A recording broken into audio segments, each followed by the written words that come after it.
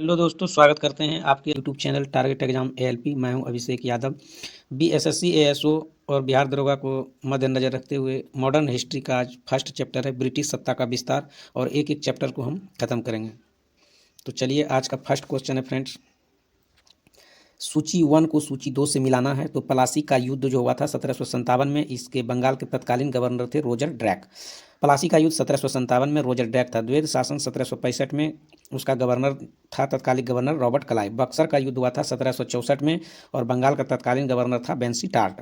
बंगाल में अकाल 1770 में हुआ था, और ये था Cartier Cartier Cartier.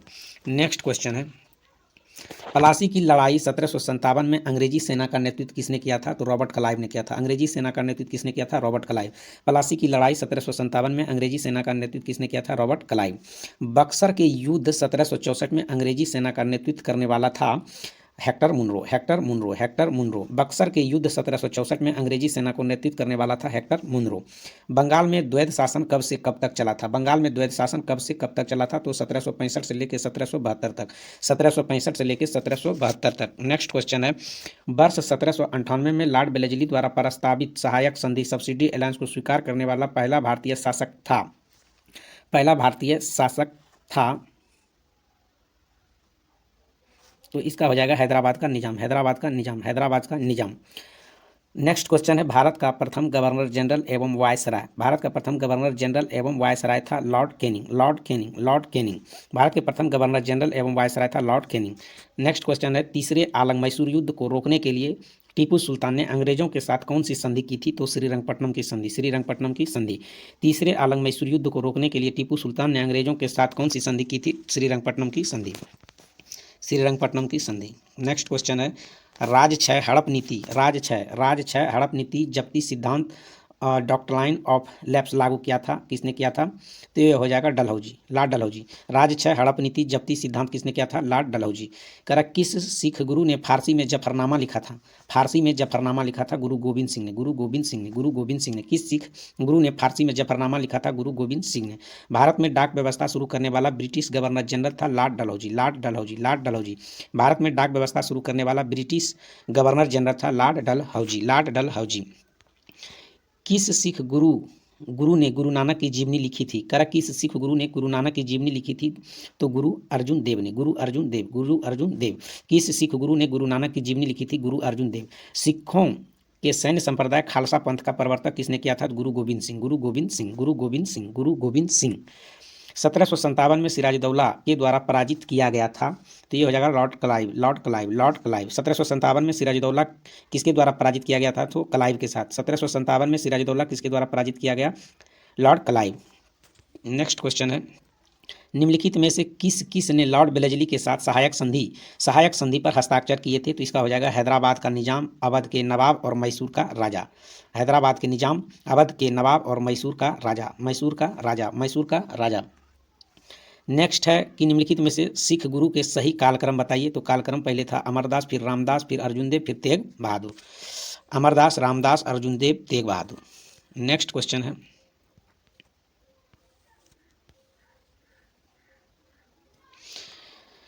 Next question है फ्रेंड्स, सुगौली की संधि 1816 में किसके किसके बीच हुई थी? सुगौली की संधि जो है किसके किसके बीच हुई थी? तो ईस्ट इंडिया कंपनी और नेपाल के बीच हुई थी। सुगौली की संधि 1816 में किसके किसके बीच संपन्न हुई थी? तो ईस्ट इंडिया कंपनी और नेपाल के बीच हुआ था। टीपू सुल्तान की मृत्यु 1799 में कहाँ हुआ था? तो श्रीरंगपट्टनम में होता। कहाँ हुआ था? श्रीरंगपट्टनम में। करा, हड़प नीति के अंतर्गत कौन से भारतीय राज कब्जे में किए गए थे? तो झांसी, नागपुर और सतारा। झांसी, नागपुर और सतारा। जरा, हड़प नीति के अंतर्गत कौन से भारतीय राज्य कब्जे में किए गए थे? झांसी, नागपुर और सतारा। ठगी प्रथा के उन्मूलन से संबंध गवर्नर जनरल थे, हो जाएगा बेंटिक। कौन थे? तो बेंटिक थे। ठगी प्रथा के उन्मूलन के संबंध गवर्नर जनरल थे बेंटिक। बोडियार कहाँ के शासक थे? तो मैसूर रियासत के। बोडियार कहाँ के शासक थे? बोडियार कहाँ के शासक थे? मैसूर रियासत के। मैसूर रियासत। मैसूर रियासत। बोडियार के शासक कहाँ के थे? तो मैसूर रियासत के। टीपू सुल्तान की राजधानी कहाँ थी? तो श्रीरंगपट्टनम थी। टीपू सुल्तान की राजधानी श्रीरंगपट्टनम में थी। क्लाइव को बंगाल का गवर्नर बनाया गया था 1757 में। 1757 में क्लाइव को बंगाल का गवर्नर जनरल बनाया गया था। कब? 1757 में। 1757 में। भारत के प्रथम गवर्नर जनरल कौन थे? भारत के प्रथम गवर्नर जनरल कौन थे? तो हो जाएगा William Bentinck, William Bentinck, William Bentinck. Bharat के प्रथम गवर्नर जनरल कौन था? William Bentinck. द्वैध शासन नीति को किसने समाप्त किया था? द्वैध शासन नीति को किसने समाप्त किया था? तो Byron Hastings, Warren Hastings, Warren Hastings, Warren Hastings, Warren Hastings. Kerala की अंग्रेजों को सर्वाधिक विरोध किसने किया था? मराठों ने। अंग्रेजों का सर्वाधिक विरोध किसने किया था? मराठों ने। अंग्रेजों का सर्वाधिक विरोध किसने किया था? मराठों ने। करापलासी का युद्ध 1757 में अत्यधिक ऐतिहासिक महत्व था क्योंकि, इसका हो जाएगा बी, इसने बंगाल में ब्रिटिश वर्चस्व के मार्ग प्रशस्त किया और उसके बाद संपूर्ण भारत में ब्रिटिश नियंत्रण के लिए रास्ता खुल गया। पलासी का युद्ध 1757 के अत्यधिक ऐतिहासिक महत्व था क्योंकि इसने बंगाल में ब्रिटिश वर्चस्व के लिए मार्ग प्रशस्त किया और उसके बाद संपूर्ण भारत पर ब्रिटिश नियंत्रण के लिए रास्ता खुल गया। नेक्स्ट क्वेश्चन है कि ब्रिटिश सरकार भारतीयों को आधुनिक शिक्षा देना चाहती थी। इसका आंसर हो जाएगा भारत में अपनी राजनीतिक सत्ता की नींव को सुदृढ़ करना। भारत में अपनी राजनीतिक सत्ता की नींव को सुदृढ़ करना। प्रशासनिक अव्यवस्था को शासन के आधार पर डलहौजी ने किस राज्य को ब्रिटिश साम्राज्य में मिलाया था? तो अवध को। किसको मिलाया था? तो अवध को। प्रशासनिक व्यवस्था के आधार पर डलहौजी ने किस राज्य को ब्रिटिश साम्राज्य में मिला लिया था? तो अवध को। पहला आदि ग्रंथ किसने संकलित किया था? तो गुरु अर्जुन ने, गुरु अर्जुन ने, गुरु अर्जुन ने। आदि ग्रंथ किसने संकलित किया था? गुरु अर्जुन ने, गुरु अर्जुन ने, गुरु अर्जुन ने। भारत में आधुनिक शिक्षा प्रणाली की नींव किसमें पड़ी थी? तो 1835 के मैकाले के मिनट से भारत में आधुनिक शिक्षा प्रणाली की नींव किससे पड़ी थी? तो 1835 के मैकाले से, 1835 के मैकाले से, 1835 के मैकाले से। अब आ जाइए, नेक्स्ट क्वेश्चन है सही कालानुक्रम क्या होगा? सही कालानुक्रम क्या होगा? सही कालानुक्रम क्या होगा? तो इसमें आप देखिए कि क्या होगा। तो इसमें हो जाएगा जाकर के रॉबर्ट क्लाइव हो जाएगा, फिर बेंसीटाट हो जाएगा, फिर कार्टियर होगा, फिर वारन हेस्टिंगस होगा। सबका शासनकाल। भारत में ईस्ट इंडिया कंपनी की सफलता का राज क्या था? भारत में ईस्ट इंडिया कंपनी की सफलता का क्या राज था? तो भारत में राष्ट्रीय भावना की कमी, कंपनी की सेना पश्चिमी प्रशिक्षण मिला था तो उसके पास आधुनिक हथियार थे, भारत में सैनिकों की राष्ट्र भावना का अभाव था। तो हो जाएगा तीनों। नेक्स्ट क्वेश्चन है भारत में निम्न वायसरायों में से किसके काल में Indian penal code, civil procedure code और क्रिमिनल प्रोसीजर कोड पारित किए गए थे? कह रहा भारत में निम्न वायसराय में से किसके काल में Indian penal code, civil procedure code, criminal procedure code पारित किए गए थे? तो लॉर्ड कैनिंग। नेक्स्ट क्वेश्चन हो जाएगा निम्नलिखित में से ब्रिटिश सरकार का हुआ कौन सा गवर्नर जनरल था जिसने भारत में डाक टिकट शुरू किया था? तो डाक टिकट डलहौजी किया था। डाक टिकट किसने शुरू किया था? डलहौजी। डाक टिकट किसने शुरू किया था? डलहौजी। 35 का हो जाएगा सती प्रथा का अंत करने तथा ठगी प्रथा को समाप्त करने का श्रेय लॉर्ड विलियम बेंटिक। सती प्रथा का अंत करने तथा ठगी प्रथा को समाप्त करने का श्रेय किसे जाता है? Lord William Bentinck. कारा निम्नलिखित में से अवध के स्वायत्त राज्य के संस्थापक कौन थे? स्वायत्त राज्य के संस्थापक कौन थे? शहादत खान एवं बुरहान उल मुल्क। निम्नलिखित में से अवध के स्वायत्त राज्य का संस्थापक कौन था? शहादत खान और बुरहान उल मुल्क। नेक्स्ट क्वेश्चन है निम्नलिखित में से किसने मीर कासिम तथा सुजाउद्दौला के साथ मिलकर अंग्रेजी ईस्ट इंडिया कंपनी पर युद्ध घोषित किया और बाद में बक्सर के युद्ध में पराजित हो गए थे? तो शाह आलम द्वितीय। निम्नलिखित में से किसने मीर कासिम तथा सुजाउद्दौला के साथ मिलकर अंग्रेजी ईस्ट इंडिया कंपनी पर युद्ध घोषित किया और बाद में बक्सर के युद्ध में अंग्रेजों से पराजित हुआ था? शाह आलम द्वितीय। ईस्ट इंडिया कंपनी और बंगाल के नवाब के बीच जब प्लासी का युद्ध हुआ उस समय मुगल सम्राट कौन था? अजीउद्दीन आलमगीर द्वितीय। करा ईस्ट इंडिया कंपनी और बंगाल के नवाब के बीच जब प्लासी का युद्ध शुरू हुआ था तो उस समय मुगल सम्राट कौन था? अजीउद्दीन आलमगीर द्वितीय। नेक्स्ट क्वेश्चन है ईस्ट इंडिया कंपनी के नेतृत्व में रॉबर्ट क्लाइव का उत्तराधिकारी कौन था? हेस्टिंगस। ईस्ट इंडिया कंपनी के नेतृत्व में रॉबर्ट क्लाइव का उत्तराधिकारी कौन था? हेस्टिंगस। नेक्स्ट क्वेश्चन है नवाब सिराजुद्दौला ईस्ट इंडिया कंपनी के बीच में संघर्ष का मुख्य कारण क्या था? संघर्ष का मुख्य कारण था अंग्रेजों ने व्यापार छूट का दुरुपयोग किया था। छूटों का दुरुपयोग किया था। नवाब सिराजुद्दौला एवं ईस्ट इंडिया कंपनी के बीच संघर्ष का प्रमुख कारण था अंग्रेजों ने व्यापार छूटों का दुरुपयोग किया था। नेक्स्ट क्वेश्चन है 41 नंबर पलासी के युद्ध में केवल कुछ सरदारों ने सिराजुद्दौला का साथ दिया। वे सरदार कौन कौन थे? तो मोहनलाल और मीर मदान थे। काल कोठरी ब्लैक होल की घटना जिसमें 146 में से 123 लोग एक छोटी कोठरी में बंद किए जाने के कारण मर गए थे, ये कहाँ की घटना है? तो ये हो जाएगा जाकर के कलकत्ता की घटना। काल कोठरी ब्लैक होल की घटना जिस 146 में से 123 लोग एक छोटी कोठरी में बंद कर दिए जाने के कारण मर गए थे, कहाँ की घटना है? कोलकाता। करा प्लासी के युद्ध के बाद भारत के लिए शाश्वत दुख की काली रात आने रात का, थोड़ा मीठा हुआ है, यह किस बंगला कवि का कथन था? तो यह किस बंगला कवि का कथन था? तो नवीन चंद्र सेन। दुख की काली रात का, तो हो जाएगा प्लासी के युद्ध के बाद भारत के लिए शाश्वत दुख की काली रात का आरंभ हुआ है फ्रेंड्स। नवीन चंद्र सेन, नवीन चंद्र सेन, नवीन चंद्र सेन, नवीन चंद्र सेन। नेक्स्ट क्वेश्चन है,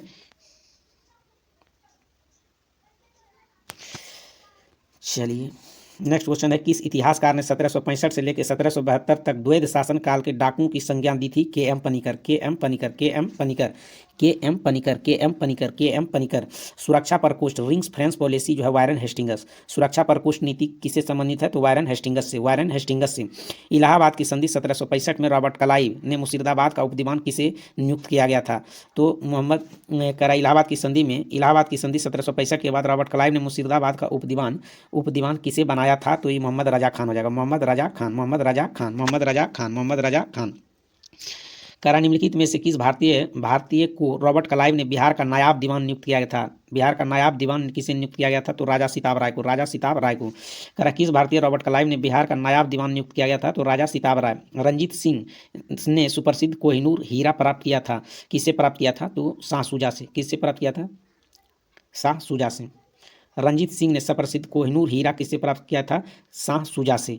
ब्रिटिश जनरल जिसने हैदर अली को पोर्टोनोवा युद्ध में हराया था, तो ये हो जाएगा sir Eyre Coote, sir Eyre Coote, sir Eyre Coote, sir Eyre Coote. करा ब्रिटिश जनरल जिसने हैदर अली को पोर्टोनोवा के युद्ध में हराया था, सर आयरकूट। महाराजा रंजीत सिंह के उत्तराधिकारी कौन थे? महाराजा रंजीत सिंह के उत्तराधिकारी कौन थे? तो खड़क सिंह, खड़क सिंह। कौन थे? खड़क सिंह। कौन थे? खड़क सिंह। करा निम्नलिखित में से कौन सुमेलित नहीं है? कौन सा सुमेलित नहीं है? तो ये लॉर्ड हेस्टिंगस द्वितीय आलंग मराठा युद्ध, ये सुमेलित नहीं है। बाकी लॉर्ड कार्नवालिस अस्थायी बंदोबस्त किया था। लॉर्ड वेलेस्ली के शासन में सहायक संधि हुआ था। लॉर्ड विलियम बेंटिक 1829 का 17वां रेगुलेशन हुआ था। किस सिख गुरु ने विद्रोही राजकुमार खुसरो की सहायता धन एवं आशीर्वाद से की थी? धन एवं आशीर्वाद से की थी, तो गुरु अर्जुन देव ने, गुरु अर्जुन देव ने। किस सिख गुरु ने विद्रोही राजकुमार खुसरो की सहायता धन एवं आशीर्वाद से की थी? गुरु अर्जुन देव ने, गुरु अर्जुन देव ने। सबसे अधिक निर्णायक युद्ध जिसने अंग्रेजों के भारत में प्रभुत्व को स्थापित कर दिया था, तो यह हो जाएगा बक्सर का युद्ध, बक्सर का युद्ध, बक्सर का युद्ध। सबसे अधिक निर्णायक युद्ध जिसने अंग्रेजों के भारत में प्रभुत्व को संस्थापित कर दिया था, वो था बक्सर का युद्ध, बक्सर का युद्ध, बक्सर का युद्ध। नेक्स्ट क्वेश्चन है, 1 नवंबर 1858 को महारानी विक्टोरिया घोषणा पत्र इलाहाबाद में पढ़कर किसने सुनाया था? किसने सुनाया था? तो ये हो जाएगा लॉर्ड कैनिंग ने, लॉर्ड कैनिंग ने। 1 नवंबर 1858 को महारानी विक्टोरिया का घोषणा पत्र इलाहाबाद में पढ़कर किसने सुनाया था? तो लॉर्ड कैनिंग ने, लॉर्ड कैनिंग ने। करा रंजीत सिंह किस मिसल से संबंधित थे? तो सुकरचकिया से, सुकरचकिया से, सुकरचकिया से। रंजीत सिंह किस मिसल से संबंधित थे? सुकरचकिया मिशन से संबंधित थे। कह रहा है नेक्स्ट क्वेश्चन है, तथाकथित कुशासन के आधार पर किस गवर्नर जनरल ने मैसूर राज्य के प्रशासन को ले लिया था? तो ले लिया था लॉर्ड विलियम बेंटिक ने, लॉर्ड विलियम बेंटिक ने। करा तथाकथित कुशासन के आधार पर किस गवर्नर जनरल ने मैसूर राज्य के प्रशासन को ले लिया था? लॉर्ड विलियम बेंटिक ने, लॉर्ड विलियम बेंटिक ने, लॉर्ड विलियम बेंटिक ने। किसने अपनी राजधानी मुर्शिदाबाद से मुंगेर स्थानांतरित किया था? मुर्शिदाबाद से मुंगेर स्थानांतरित किया था मीर कासिम, मीर कासिम, मीर कासिम, मीर कासिम, मीर कासिम। नेक्स्ट क्वेश्चन है फ्रेंड्स कि किसकी समाधि के कारण नांदेड़ गुरुद्वारा में सिखों द्वारा पवित्र माना जाता है? तो गुरु गोविंद सिंह, गुरु गोविंद सिंह, गुरु गोविंद सिंह। किसकी समाधि के कारण नांदेड़ गुरुद्वारा सिखों द्वारा पवित्र माना जाता है? गुरु गोविंद सिंह। बक्सर के युद्ध 1764 में भारत करा बक्सर के युद्ध 1764 के समय दिल्ली का शासक कौन था? दिल्ली का शासक कौन था? तो शाह आलम द्वितीय था, शाह आलम द्वितीय था। बक्सर के युद्ध 1764 के समय दिल्ली का शासक कौन था? शाह आलम द्वितीय, शाह आलम द्वितीय। टीपू सुल्तान अंग्रेजों के साथ युद्ध में कब मारे गए थे? तो 1799 में, 1799 में, 1799 में, 1799 में। करा किसके शासनकाल में ब्लैक होल दुर्घटना घटित हुई थी? ब्लैक होल दुर्घटना घटित हुई थी तो सिराजुद्दौला के शासनकाल में, सिराजुद्दौला। करा किसके शासनकाल में ब्लैक होल दुर्घटना घटित हुई थी? सिराजुद्दौला के शासनकाल में, सिराजुद्दौला के शासनकाल में। सिखों के अंतिम गुरु थे गुरु गोविंद सिंह, गुरु गोविंद सिंह। सिखों के अंतिम गुरु कौन थे? गुरु गोविंद सिंह, गुरु गोविंद सिंह, गुरु गोविंद सिंह। कह रहा है निम्नलिखित में से कौन सा युद्ध जिसने भारत में ब्रिटिश प्रभुत्व को प्रारंभ किया था? कह रहा है कि निम्नलिखित में से कौन सा युद्ध जिसने भारत में ब्रिटिश प्रभुत्व को प्रारंभ किया था? किसने प्रारंभ किया था? तो हो जाएगा प्लासी का युद्ध, प्लासी का युद्ध, प्लासी का युद्ध। कौन सा युद्ध जिसने भारत में ब्रिटिश प्रभुत्व को प्रारंभ किया था? तो प्लासी का युद्ध। डिंडीगुल, डिंडीगुल क्या है? डिंडीगुल क्या है? 64 का, ये तमिलनाडु का एक नगर है, तमिलनाडु का एक नगर है। डिंडीगुल नाम क्या है? तमिलनाडु का एक नगर का नाम है। बंगाल के किस गवर्नर जनरल के समय सरकारी खजाना मुर्शिदाबाद से कलकत्ता स्थानांतरित की थी? तो ये हो जाएगा Warren Hastings. Warren Hastings Bengal के किस गवर्नर के समय सरकारी खजाना मुर्शिदाबाद से कलकत्ता स्थानांतरित किया गया था? तो वायरन हेस्टिंगस। कह रहा किस अधिनियम के तहत वायरन हेस्टिंगस बंगाल के प्रथम गवर्नर जनरल बनाए गए थे? तो 1773 के रेगुलेटिंग एक्ट। 1773 के रेगुलेटिंग एक्ट। किस अधिनियम के तहत वायरन हेस्टिंगस बंगाल के प्रथम गवर्नर जनरल बनाए गए थे? तो 1773 का रेगुलेटिंग एक्ट। किसके समय में कलकत्ता प्रथम न्यायालय की स्थापना हुई? कलकत्ता के प्रथम न्यायालय की स्थापना हुई थी, तो ये हो जाएगा वायरन हेस्टिंगस। वायरन हेस्टिंगस कह रहा है कि किसके समय में कलकत्ता में प्रथम न्यायालय की स्थापना की गई थी? Byron Hastings. बंगाल के किस गवर्नर जनरल के काल को पिट्स इंडिया एक्ट 1784 पारित किया गया था? 1784 पारित किया गया था, तो ये हो जाएगा Warren Hastings. Warren Hastings Bengal के किस गवर्नर जनरल के काल में पिट्स इंडिया एक्ट 1784 पारित किया गया था? Byron Hastings. Warren Hastings. अब मिलान करने वाला फ्रेंड्स, तो देखिए कह रहा कौन सही सुमेलित है, तो ये हो जाएगा 2 और 3। 1824 से 26 में प्रथम आलंग बर्मा युद्ध हुआ था, और एक ये हो गया, और दूसरा 90-92 में तृतीय मैसूर युद्ध हुआ था। तृतीय मैसूर युद्ध, तो ये हो जाएगा डी नंबर। अब 70 नंबर आ जाइए। 70 का हो जाएगा कह रहा कि सिख गुरुओं से संबंधित कथनों पर विचार कीजिए। तो इसका जो है बंदा बहादुर को गुरु तेग बहादुर ने सिखों के शेख समझा, ये गलत है फ्रेंड्स। नेक्स्ट, ये गुरु अर्जुन देव सिखों के गुरु एवं रामदास के बाद बने, सही बात है। गुरु अंगदेव अंगोस अपनी लिपि गुरुमुखी लिपि थी, तो ये सही है, तो बी हो जाएगा। नेक्स्ट 71 में आ जाइए। 71 का हो जाएगा भारत में, कह रहा कि भारत में ब्रिटिश शासन के दौरान निम्नलिखित राजसी राज्यों पर विचार कीजिए। तो पहले हो जाएगा सतारा, इसके बाद संबलपुर, इसके बाद हो जाएगा जाकर के झांसी। सतारा, संबलपुर, झांसी। भारत में ब्रिटिश शासन के दौरान निम्नलिखित राजसी राज्यों पर विचार कीजिए। सतारा, संबलपुर और झांसी। सतारा, संबलपुर और झांसी। निम्नलिखित में से भारतीय शासक में से कौन था जिसने विदेश में आधुनिक पद्धति से दूतावास स्थापित किया था? तो टीपू सुल्तान। करा निम्नलिखित में से भारतीय शासकों में से कौन था जिसने विदेशों में आधुनिक पद्धति से दूतावास स्थापित किए थे? टीपू सुल्तान। भारतीय राज्य क्षेत्र का अंतिम प्रमुख विस्तार था। करा ब्रिटिश भारतीय क्षेत्र राज्य क्षेत्र का अंतिम प्रमुख विस्तार था लॉर्ड डलहौजी के समय में था।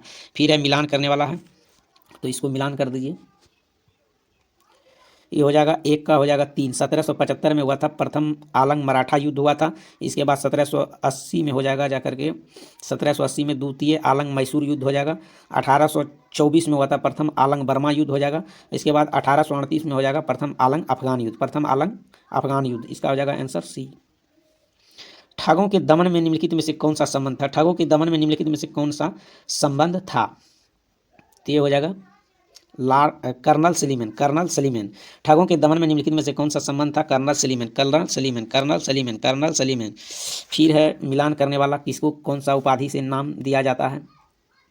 तो ये हो जाएगा बहादुर शाह प्रथम को साहे बेखबर कहा जाता है। फरुखसियर को मुगल वंश का घृणित कायर कहा जाता है। मोहम्मद शाह को रंगीला बादशाह कहा जाता है। बहादुर शाह द्वितीय को जफर कहा जाता है। बहादुर शाह प्रथम को साहे बेखबर के उपनाम है। फरुखसियर को मुगल वंश का घृणित कायर, मोहम्मद शाह को रंगीला बादशाह कहा जाता है। बहादुर शाह द्वितीय को जफर। 1707 में औरंगजेब की मृत्यु के बाद मोहम्मद मुअज्जम किस नाम से मुगल राज सिंहासन पर बैठा था? तो ये बहादुर शाह प्रथम। 1707 में औरंगजेब की मृत्यु के बाद मोहम्मद मुअज्जम किस नाम से मुगल राज सिंहासन पर बैठा था? तो बहादुर शाह प्रथम की मृत्यु के बाद जहांदार शाह मुगल सिंहासन पर आसीन हुआ था, वह किसकी सहायता से बना था? तो ये जुल्फिकार खां। कह रहा बहादुर शाह प्रथम की मृत्यु के बाद जहांदार शाह मुगल सिंहासन पर आसीन हुआ था, वह किसकी सहायता से सम्राट बना था? जुल्फिकार शाह। फरुखसियर ने किसके सहयोग से मुगल बादशाह बना था? फरुखसियर जो है ये तो हो जाएगा सैयद बंधु। ये हो जाएगा सैयद बंधु। फरुखसियर किसके सहयोग से मुगल बादशाह बना था? सैयद बंधु। निर्माता कौन है? तो ये भी है किंग मेकर के रूप में कौन जाना जाता है? तो ये भी है सैयद बंधु। कह रहा सैयद बंधु ने मराठा सहयोग से किस मुगल सम्राट को सत्याच्युत कर दिया था? ये थे फरुखसियर। सैयद बंधु ने मराठा के सहयोग से किस मुगल सम्राट को सत्याच्युत कर दिया था? सत्याच्युत कर हत्या कर दी थी? फरुखसियर। नेक्स्ट क्वेश्चन है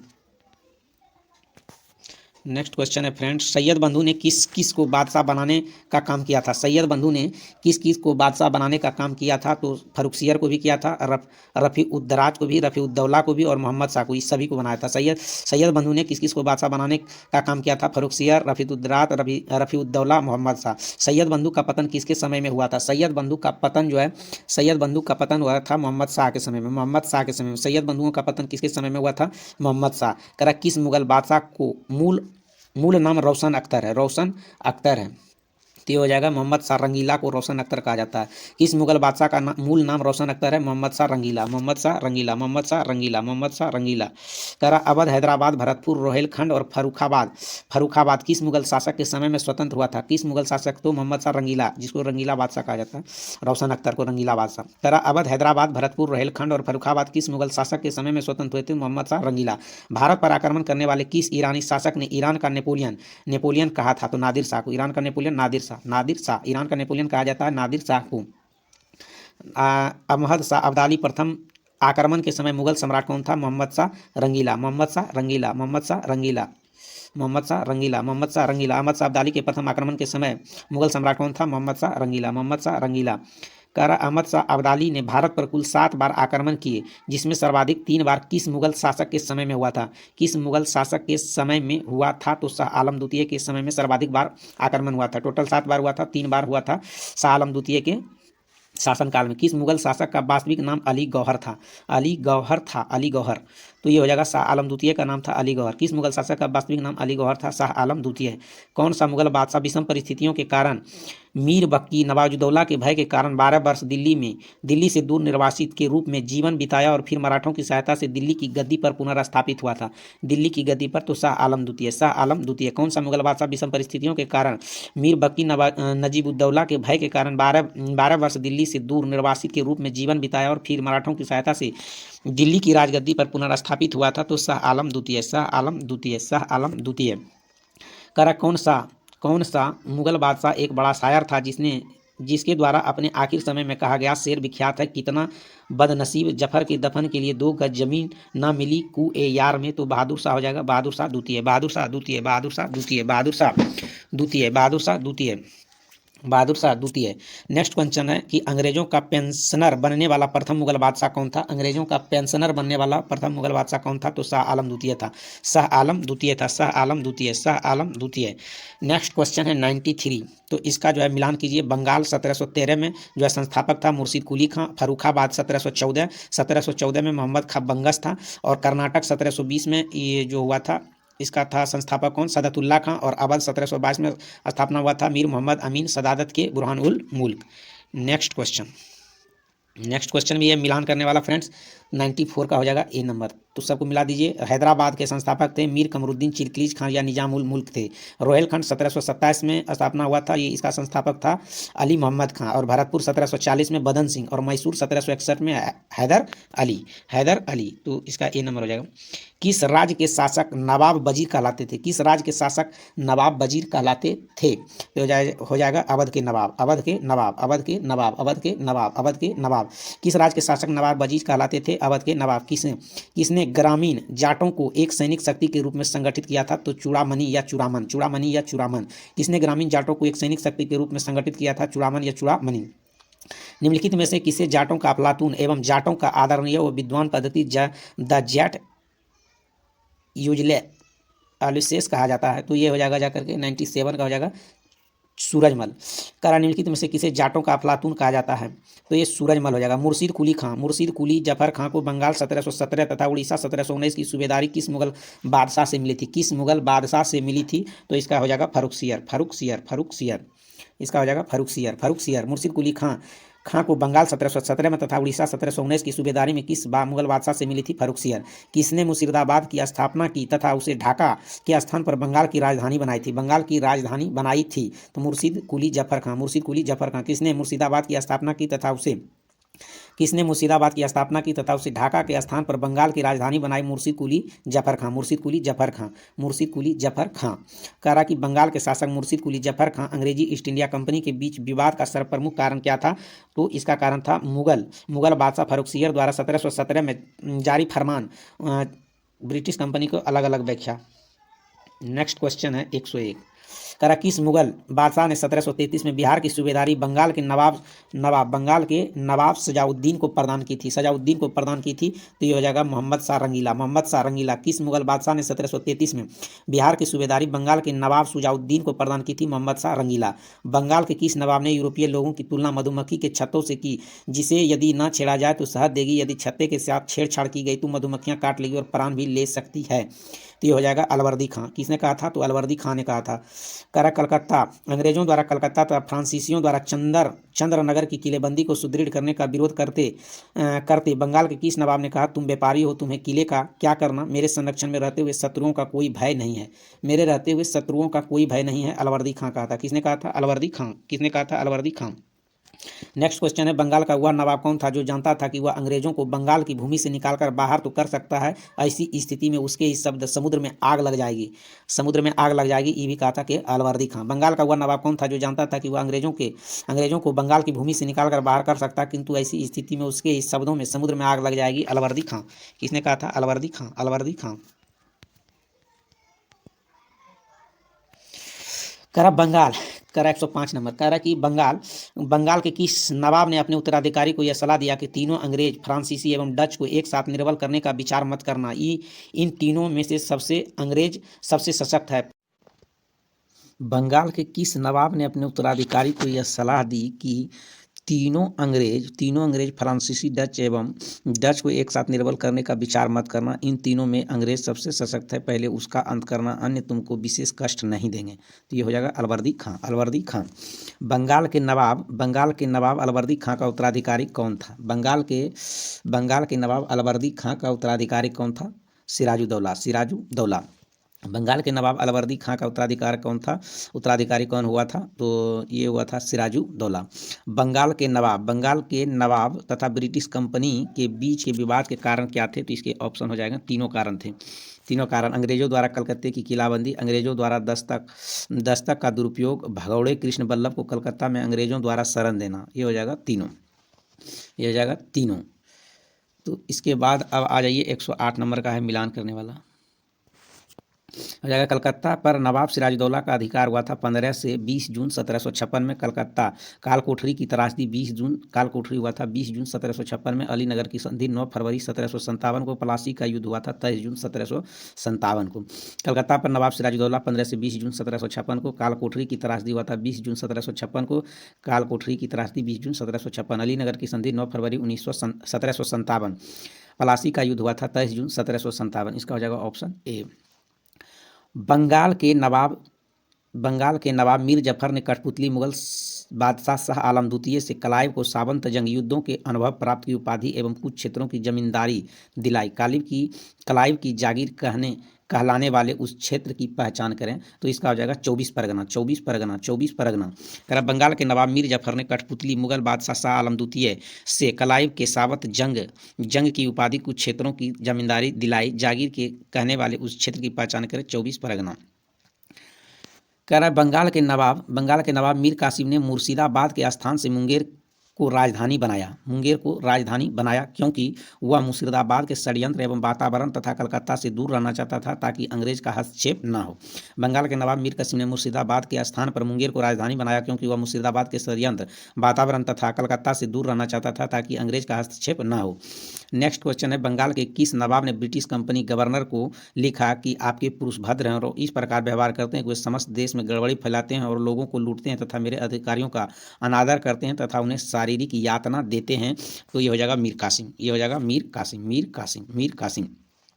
मीर कासिम। करा, बंगाल के किस नवाब ने 2 वर्षों के लिए सभी व्यापारियों के लिए समस्त व्यापारी करों एवं चुंगियों को खत्म कर एक बड़ा असाधारण कदम उठाया था? मीर कासिम। मीर कासिम। मीर कासिम। बंगाल के किस नवाब ने 2 वर्षों के लिए सभी व्यापारियों के लिए समस्त व्यापारी करों एवं चुंगियों को खत्म कर एक बड़ा असाधारण कदम उठाया था? मीर कासिम। नेक्स्ट क्वेश्चन है 113, क्लाइव एवं मुगल शाह आलम द्वितीय के बीच इलाहाबाद की प्रथम संधि 12 अगस्त 1765 के संदर्भ में इस कथनों पर विचार करें। तो ये हो जाएगा तीनों। शाह आलम द्वितीय को कड़ा एवं इलाहाबाद के जिले दिए गए थे। कंपनी को 26 लाख रुपये सालाना और बदले में बंगाल, बिहार तथा उड़ीसा की दीवानी अस्थायी रूप से मिली थी। नंबर 3, हैदराबाद के उत्तर जिलों में उत्तरी सरकार को अंग्रेजी जागीर के रूप में मान्यता दी गई थी। इसका तीनों सत्य है। नेक्स्ट क्वेश्चन है नेक्स्ट क्वेश्चन है 114 नंबर। 114 है कि इलाहाबाद की द्वितीय संधि 16 अगस्त 1765 को किसके किसके बीच हुई थी? किसके किसके बीच हुई थी? सिराजुद्दौला और रॉबर्ट क्लाइव के बीच हुआ था। सिराजुद्दौला और क्लाइव के बीच हुआ था। इलाहाबाद की द्वितीय संधि 16 अगस्त 1765 को किसके किसके बीच हुआ था? सिराजुद्दौला और क्लाइव के बीच। कर्नल क्लाइव का गधा या सियार की संज्ञा किसे दी गई थी? कर्नल क्लाइव को गधा या सियार की संज्ञा किसे दी गई थी? तो ये हो जाएगा जाकर के मीर जाफर। कर्नल क्लाइव का गधा या सियार की संज्ञा किसे दी गई थी? मीर जाफर। कर्नल क्लाइव को गधा या सियार की संज्ञा किसे दी गई थी? तो मीर जाफर। कलकत्ता की सुप्रीम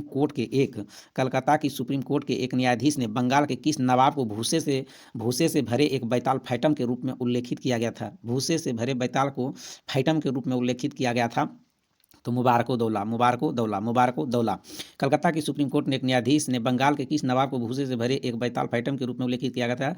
मुबारको-दौला। नेक्स्ट क्वेश्चन है 117। कर्नल माल्सन ने कहा था कि कंपनी के अधिकारियों को अब एक उद्देश्य है कि जितना लूट सके लूटो, और यह वह सोने की ऐसी थैली है जिसमें जब चाहे हाथ डाल लो। यह इसमें वह किसके लिए प्रयुक्त है? तो मीर जाफर के लिए। कर्नल माल्सन ने कहा कि कंपनी के अधिकारियों का अब एक ही उद्देश्य है, जितना लूट सके लूटो। यह है कि वह सोने की ऐसी थैली है जिसमें जब जी चाहे हाथ डाल लो। वह किसके लिए प्रयुक्त किया गया है? तो मीर जाफर के लिए। नेक्स्ट क्वेश्चन है किसने फ्रांसीसी विशेषज्ञों की मदद से डिंडीगुल एक आधुनिक शस्त्रागार स्थापित किया गया था? आधुनिक शस्त्रागार हैदर अली। कह रहा किसने फ्रांसीसी विशेषज्ञों की मदद से डिंडीगुल में एक आधुनिक शस्त्रागार स्थापित किया गया था? हैदर अली। किसने फ्रांसीसी विशेषज्ञों की मदद से डिंडीगुल में एक आधुनिक शस्त्रागार स्थापित किया गया था? हैदर अली। किसने घोषणा कर रखी थी कि वह अंग्रेजों से पहले आर्काट से निकाल बाहर करेगा और अंततः भारत से, आर्काट से बाहर निकाल सकेगा और अंततः भारत से? तो ये हो जाएगा हैदर अली। किसने घोषणा कर रही थी कि वह अंग्रेजों को पहले आर्काट से निकाल बाहर करेगा और अंततः भारत से? तो हैदर अली। अब यह है मिलान करने वाला। तो इसका हो जाएगा प्रथम आलंग मैसूर युद्ध 1767 से 69। इसको प्रथम आलंग मैसूर युद्ध को मद्रास की संधि कहते हैं। दूसरा आलंग मैसूर युद्ध है 80 से 84, और तीसरा है 90 से 92, और चौथा हुआ था 1799 में। तो प्रथम आलंग मैसूर युद्ध 67 से 69 मद्रास की संधि, दूसरा हुआ था 1780 से 84 मंगलोर की संधि, और तीसरा हुआ था 1790 से 92 श्रीरंगपट्टनम की संधि। तो इसका ए हो जाएगा सामने।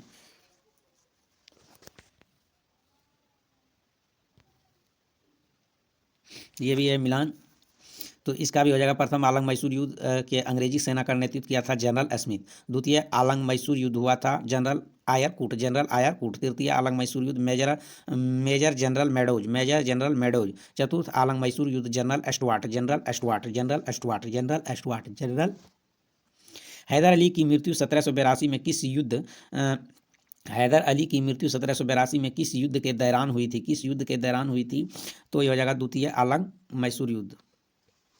हैदर अली की मृत्यु किस युद्ध के दौरान हुई थी? तो द्वितीय मैसूर युद्ध के दौरान हुई थी। द्वितीय मैसूर आलंग युद्ध को बंद करने के लिए टीपू सुल्तान तथा अंग्रेजों के मध्य मंगलोर की संधि 1784 में हुई। इस संधि पर अंग्रेजों की और हस्ताक्षर से करने वाला मद्रास के गवर्नर का क्या नाम था? मद्रास के गवर्नर का क्या नाम था? तो लॉर्ड मैकरीने। कह रहा द्वितीय आलंग मैसूर युद्ध बंद करने के लिए टीपू सुल्तान अंग्रेजों के मध्य मंगलोर की संधि 1784 में, और इस संधि पर अंग्रेजों की ओर हस्ताक्षर करने वाला मद्रास के गवर्नर जनरल का क्या नाम था? लॉर्ड मैकरीने। द्वितीय आलंग मैसूर युद्ध के गवर्नर जनरल कौन था? तो वायरन हेस्टिंग्स। द्वितीय आलंग मैसूर युद्ध के गवर्नर जनरल कौन था? Byron Hastings. कह रहा है नेक्स्ट क्वेश्चन है कि टीपू सुल्तान तथा कार्नवालिस के बीच 1792 में श्रीरंगपट्टनम की संधि हुई थी, और इसके तहत क्या हुआ था? तो इसका ऑप्शन यहाँ है।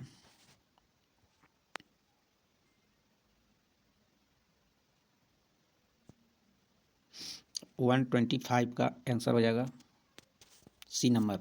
1, 2, 4 पढ़ लीजिए। 26 नंबर में टीपू सुल्तान अंग्रेजों को निष्कासित करने के लिए निम्न में से किस देशों के साथ संपर्क स्थापित किया था? टीपू सुल्तान ने अंग्रेजों को निष्कासित करने के लिए किन देशों के साथ संपर्क स्थापित किया था? किन देशों के साथ संपर्क स्थापित किया था? तो फ्रांस, अरब, अफगानिस्तान, मॉरिशस, तुर्की। सब हो जाएगा, सब हो जाएगा। टीपू सुल्तान के संबंध में कथनों पर विचार कीजिए। तो यह जगह टीपू सुल्तान ने एक नया कैलेंडर पंचांग लागू किया था। टीपू सुल्तान ने सिक्का ढलाई की एक नई प्रणाली की शुरुआत की थी। टीपू सुल्तान ने माप तौल के लिए नए पैमाने को अपनाया था। फ्रांसीसी क्रांति 1789 में सफलता के प्रभावित होकर श्रीरंगपट्टनम में जैकब क्लाइव की स्थापना और स्वतंत्रता का वृक्ष ट्री ऑफ लिबर्टी लगाया था, जिसने तथा अपने नागरिक को टीपू सुल्तान विहित करने लगा था। ये सब हो जाएगा।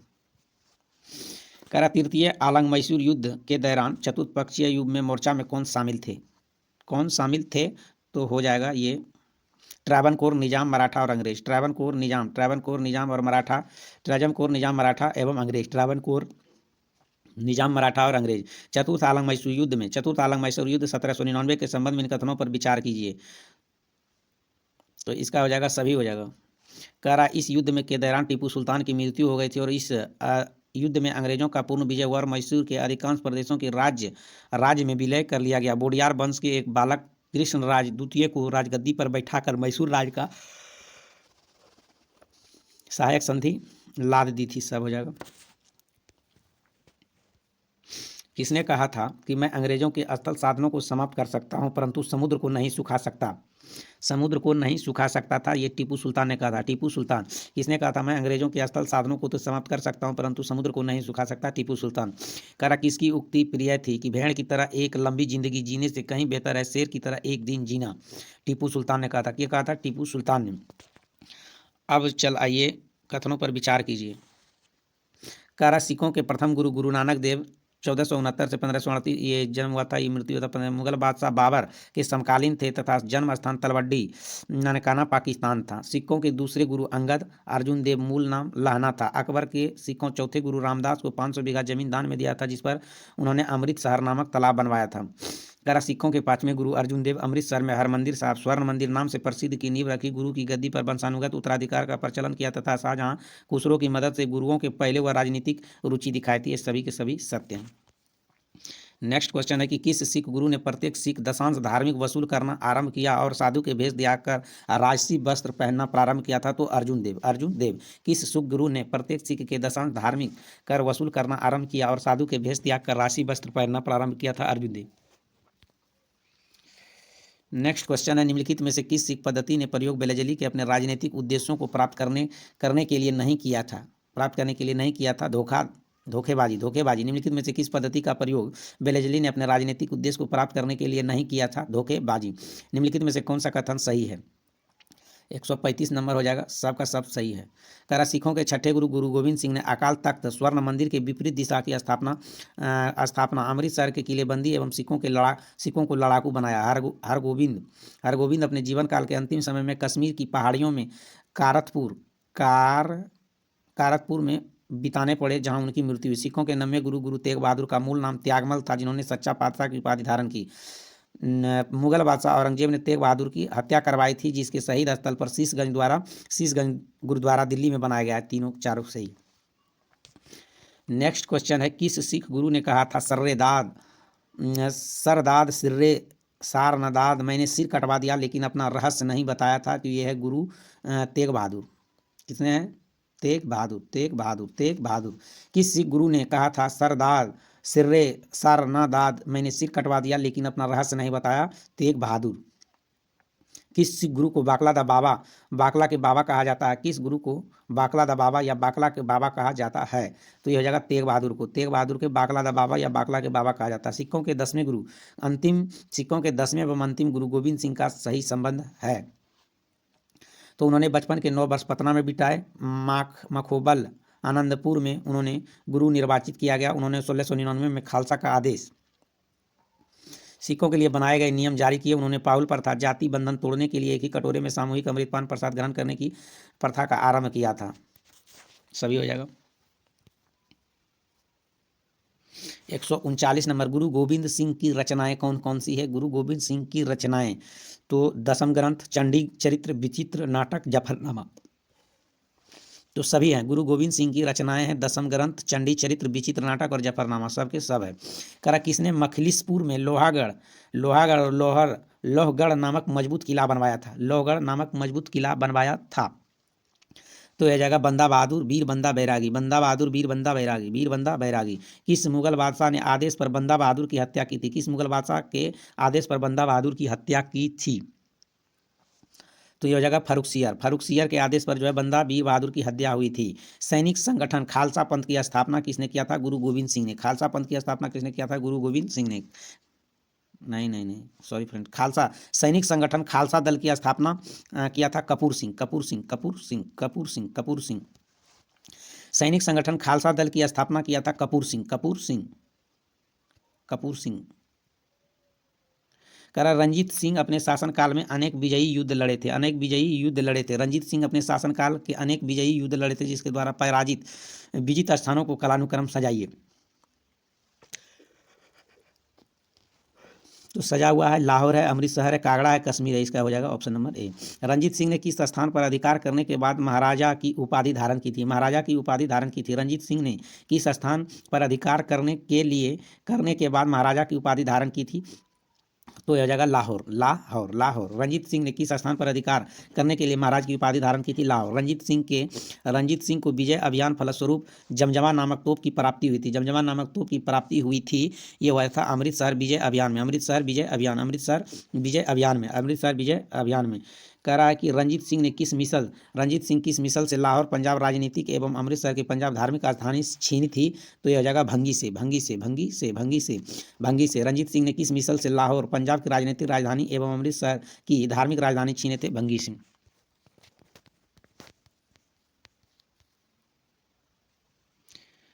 मिलान करने वाला है 147 का हो जाएगा। जाकर के इसको मिलान कीजिए। अमृतसर की संधि 1809 में लॉर्ड मिंटो के समय में हुआ था। रोपड़ की संधि 1831 में विलियम बेंटिक। त्रिपक्षीय संधि 1836 में लॉर्ड ऑकलैंड एवं शाह सूजा। रंजीत सिंह एवं अंग्रेजों के बीच अमृतसर की संधि 1809 में किस नदी के दोनों राज्यों के बीच की सीमा निर्धारित की गई? थी? तो सतलज नदी। रंजीत सिंह एवं अंग्रेजों के बीच अमृतसर की संधि 1809 में किस नदी के दोनों राज्य क्षेत्रों के बीच सीमा निर्धारित की गई? सतलज नदी।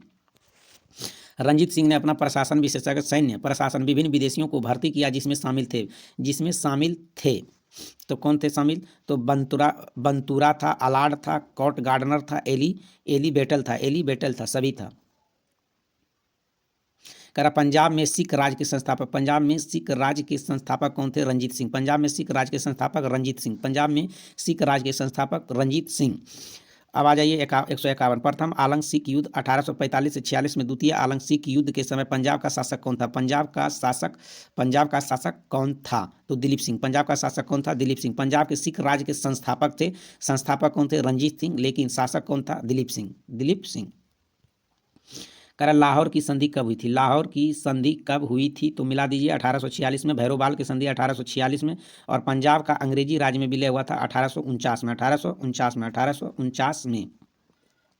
153 में आइए कि भारत के किस गवर्नर जनरल के समय में सिंध का विलय 1843 में 1843 अंग्रेजी राज्य में किया गया था? 1843 अंग्रेजी राज्य में किया गया था। तो लॉर्ड एलन ब्रो। भारत के किस गवर्नर जनरल के समय सिंध का विलय 1843 में अंग्रेजी राज्य में किया था? Lord Ellenborough. सिंध विजय का श्रेय किसे दिया जाता है? सर चार्ल्स नेपियर को। सिंध का विजय का श्रेय किसे दिया जाता है? सर चार्ल्स नेपियर को। बेलेजली की सहायक संधि स्वीकार करने वाले राज्यों का कालानुक्रम सजाइए।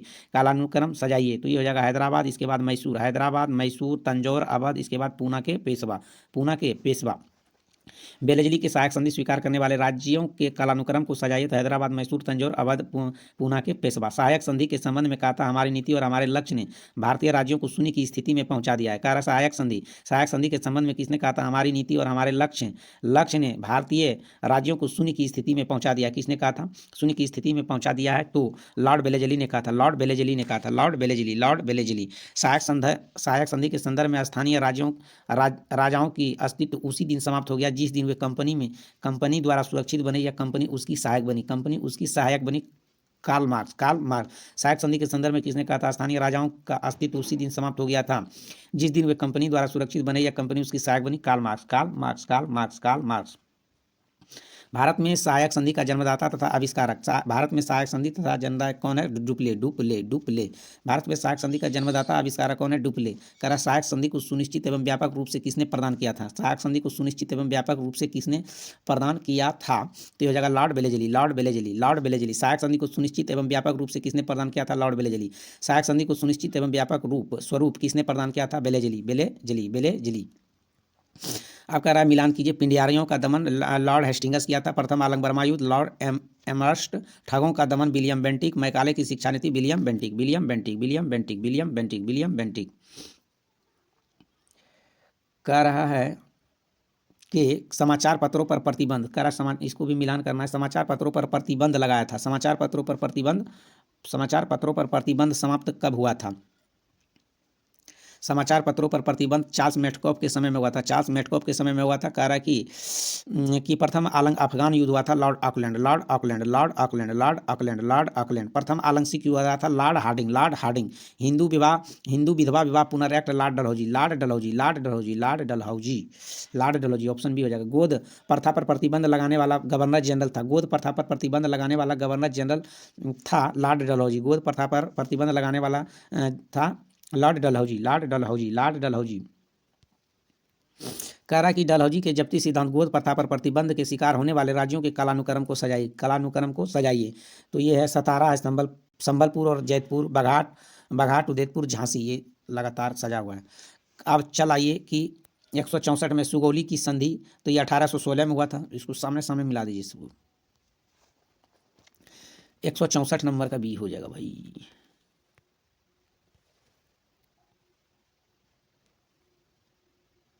करा निम्नलिखित करा 165 का हो जाएगा। करा कि रॉबर्ट क्लाइव बंगाल के गवर्नर जनरल थे। इस पर विचार कौन सा कथन सही है? कह रहा रॉबर्ट क्लाइव बंगाल के प्रथम गवर्नर जनरल थे। विलियम बेंटिक भारत के प्रथम गवर्नर जनरल थे। 65 के बी। तो ये हो जाएगा जाकर के केवल बी होगा। विलियम बेंटिक भारत के प्रथम गवर्नर जनरल थे। कह रहा पंजाब के राजा रंजीत सिंह की राजधानी कहाँ थी? रंजीत सिंह की राजधानी लाहौर थी। पंजाब के राजा रंजीत सिंह की राजधानी कहाँ थी? लाहौर। कह रहा निम्नलिखित में से कौन सा एक दिल्ली में नादिर शाह के सैन्य अभियान की सफलता के लिए संभव कारण नहीं था? संभव कारण नहीं था। तो ये हो जाएगा आक्रमण सेना द्वारा बेहतर सैन्य प्रयोगी का प्रयोग। सैन्य प्रयोगी का प्रयोग। केरल के राजा मार्तांड वर्मा के बारे में कौन सा कथन सत्य नहीं है? कौन सा कथन सत्य नहीं है? तो उसने शांति बनाए रखने के लिए यूरोपीय अधिकारी को भारी रिश्वतें दी थी। यही गलत है। कह रहा केरल के राजा मार्तांड वर्मा के बारे में कौन सा कथन सत्य नहीं है? तो उसने शांति बनाए रखने के लिए यूरोपीय अधिकारी को भारी रिश्वतें दी थी। 18वीं शताब्दी के मध्य इंग्लिश ईस्ट इंडिया कंपनी द्वारा बंगाल में नियमित प्रमुख कच्चा माल क्या थे? कच्चा माल क्या थे? तो ये हो जाएगा कपास, रेशम, सोरा, हफीम। कपास, रेशम, सोरा, हफीम। कपास, रेशम, सोरा, हफीम। 18वीं शताब्दी के मध्य इंग्लिश ईस्ट इंडिया कंपनी द्वारा बंगाल से नियमित प्रमुख कच्चा माल क्या थे? कपास, रेशम, सोरा और हफीम। कह रहा प्रथम आलंग मैसूर युद्ध 1769 में कौन विजयी हुआ था? कौन विजयी हुआ था? तो हैदर अली विजयी हुआ था। हैदर अली। प्रथम आलंग मैसूर युद्ध 1767 से 69 में कौन विजयी हुआ था? हैदर अली। कह रहा पलासी के युद्ध 1757 के समय बंगाल का नवाब कौन था? बंगाल का नवाब था सिराजुद्दौला। बंगाल का नवाब कौन था? सिराजुद्दौला। बंगाल के नवाब कौन थे? सिराजुद्दौला। पलासी की लड़ाई 1757 में निम्नलिखित में से किसने इंग्लिश कंपनी का नेतृत्व किया था? इंग्लिश कंपनी का नेतृत्व किया था Robert Clive. Robert Clive. Plassey की लड़ाई 1757 में निम्नलिखित में से किसने इंग्लिश कंपनी का नेतृत्व किया था? Robert Clive. तो ये हो गया बंगाल, ये चैप्टर खत्म हो गया ब्रिटिश सत्ता का विस्तार। अब फ्रेंड्स जो है हम अगला चैप्टर लाएंगे ब्रिटिश शासन और भारतीय अर्थव्यवस्था का प्रभाव। तो आप लोग इस चैनल को ढेर सारा प्यार दें और चैनल को सब्सक्राइब करें। धन्यवाद।